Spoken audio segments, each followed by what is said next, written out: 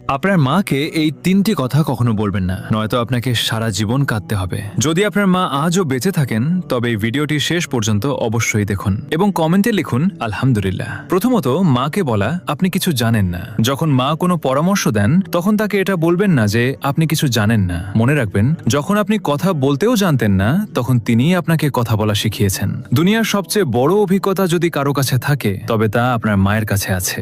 দ্বিতীয়ত, মাকে কখনো বলবেন না আপনি আমার জন্য কি করেছেন। যদি কখনো আপনার মনে হয় যে মা আপনার জন্য কিছুই করেননি, তবে সেই রাতগুলোকে মনে করুন যখন আপনি অসুস্থ ছিলেন আর মা সারা রাত জেগে আপনার সেবা করেছেন। আপনার এক ফোঁটা চোখের জলে যদি কেউ সারা রাত না ঘুমিয়ে থাকে তবে তিনি কেবল মাই হন। তৃতীয়ত, আমাকে একা ছেড়ে দিন।